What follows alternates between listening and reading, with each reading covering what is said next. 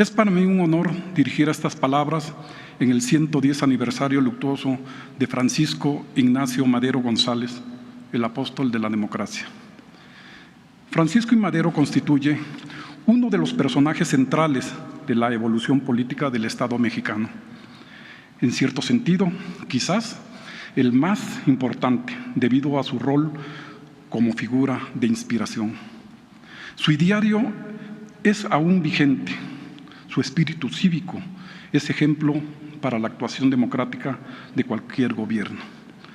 Todo esto coronado con una vocación de compromiso popular inquebrantable, que lo condujo al sacrificio de su propia vida, antes que renunciar a tales principios. Nació en el seno de una familia de agricultores acaudalados, radicada en Parras, Coahuila. Desde temprana edad se caracterizó por ser una persona sensible, siempre preocupada por la salud de los humildes y atraído por el espiritismo. En lugar de formarse en la mentalidad empresarial de un hombre de negocios de la época, Madero desarrolló una fuerte conciencia cívica, moral, filosófica, política e intelectual, la cual le permitió oponerse desde muy joven a la pobreza, el analfabetismo, la tiranía política y económica que vivía México bajo la dictadura porfirista. Desde 1904, Madero comenzó su trayectoria política. Participó en elecciones municipales y publicó artículos que señalaban sus ideas sobre derechos sociales y sobre democracia. También tuvo contacto con otros grupos opositores a la dictadura, como los magonistas, a quienes apoyó económicamente para la publicación del periódico Regeneración, de postura crítica, reflexiva e independiente al estricto control de Díaz sobre la prensa nacional. A través de este activismo político, Francisco I. Madero contempló de cerca los excesos autoritarios del general Porfirio Díaz, los fraudes electorales y los atropellos de la dictadura en todos los órdenes de gobierno. Debido a esto, Madero decidió romper con el régimen tiránico, incrédulo a las promesas de democracia expresadas en la entrevista Díaz-Grillman. Convencido de luchar por la libertad del pueblo, eligió adoptar como posición política de cambio el camino de los demócratas, ya que se oponía firmemente a la vía armada para conquistar el poder. Tenía la convicción de que, mediante prácticas cívicas, era posible reformar al país de manera transitoria. Su táctica fue atacar al despotismo reinante, insistió y resistió en su lucha, pero siempre dentro de la ley. Para derrotar al dictador, creó partidos políticos y fomentó la difusión de ideas democráticas a través de periódicos independientes. Primero, fundó el Partido Nacional Antirreeleccionista, con el cual buscó participar en las elecciones presidenciales de 1910, tentativa que fue obstaculizada por el fraude electoral de la dictadura. Tras el triunfo del revolucionario de 1911, creó el Partido Constitucional Progresista. Con él lograría alcanzar la presidencia. Su ideología, nobleza, tenacidad, auténtica preocupación por las condiciones de vida del pueblo y su permanente integridad, convenció al pueblo de que él era el elegido para cambiar e imponerse al viejo régimen y crear una nueva nación.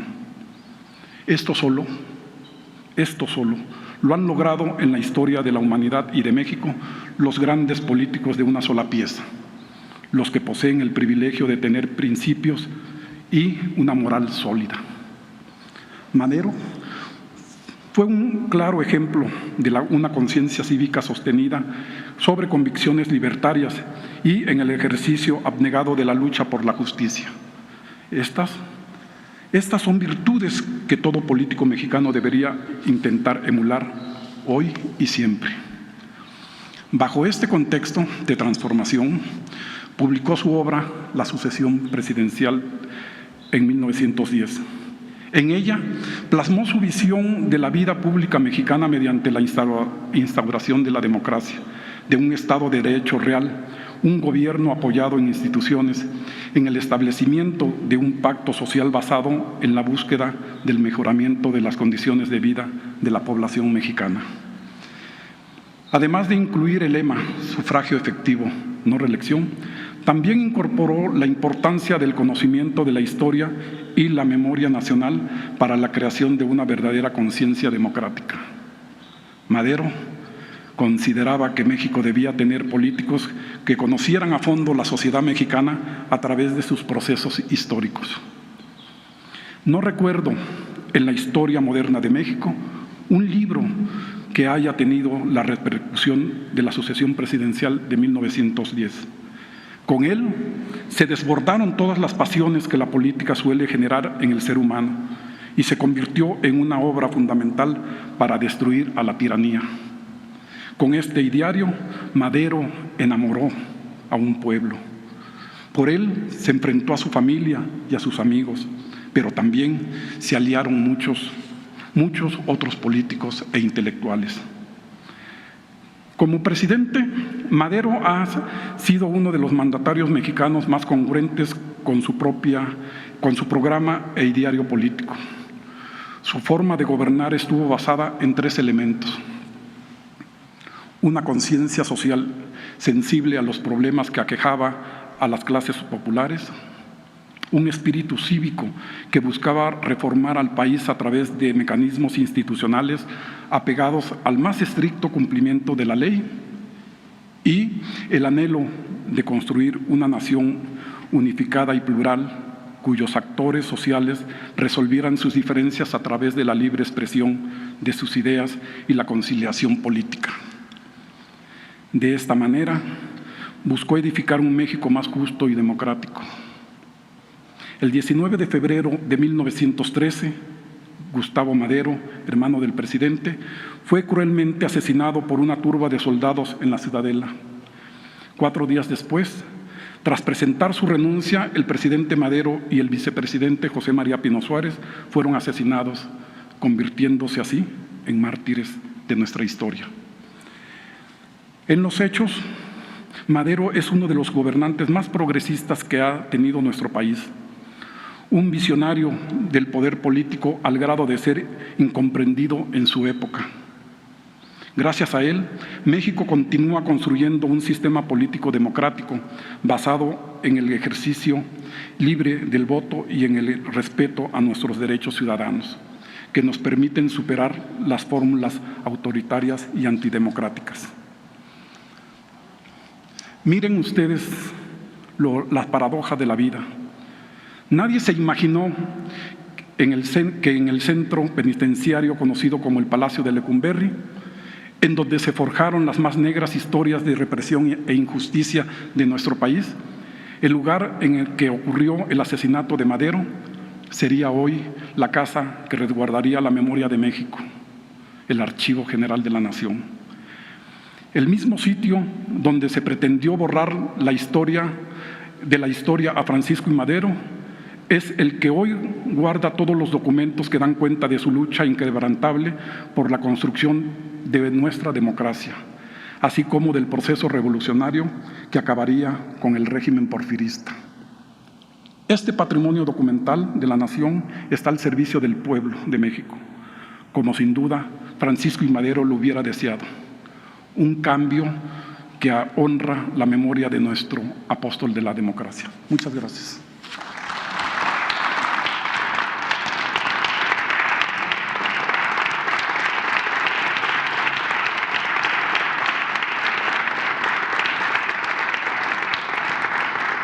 El presidente de los Estados Unidos mexicanos, acompañado de su esposa, la doctora Beatriz Gutiérrez Müller y el doctor Carlos Ruiz Abreu, depositarán una ofrenda floral y montarán guardia de honor con motivo del 110 aniversario luctuoso de Francisco y Madero.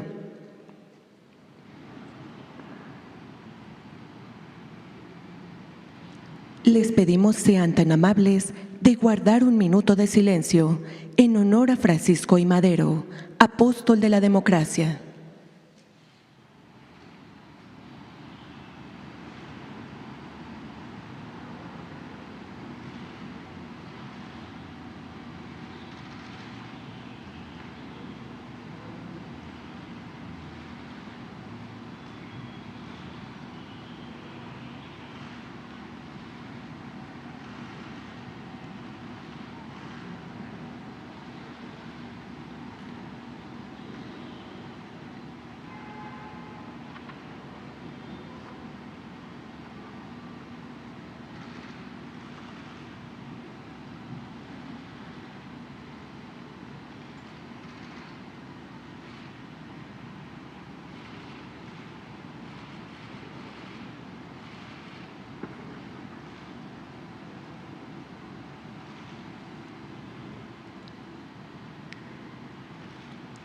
Se invita al señor presidente, a su señora esposa y al doctor Carlos Ruiz Abreu a ocupar su lugar en el presidium.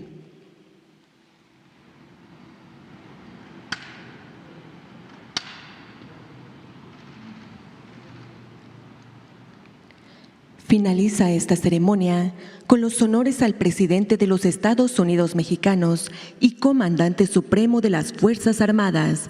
Se les invita a permanecer de pie para entonar nuestro himno nacional.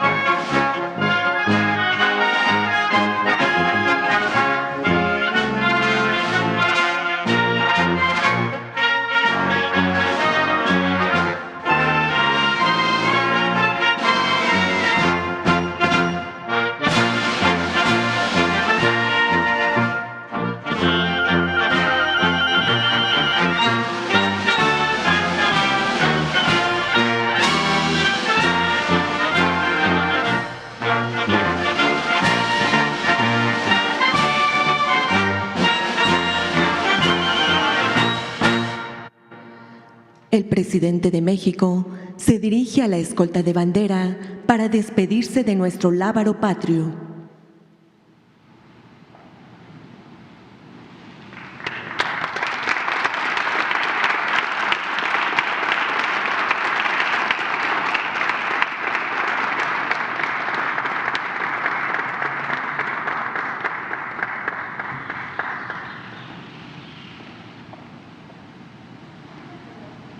Se agradece la asistencia del presidente de los Estados Unidos mexicanos y su esposa, así como de los funcionarios e invitados a esta ceremonia.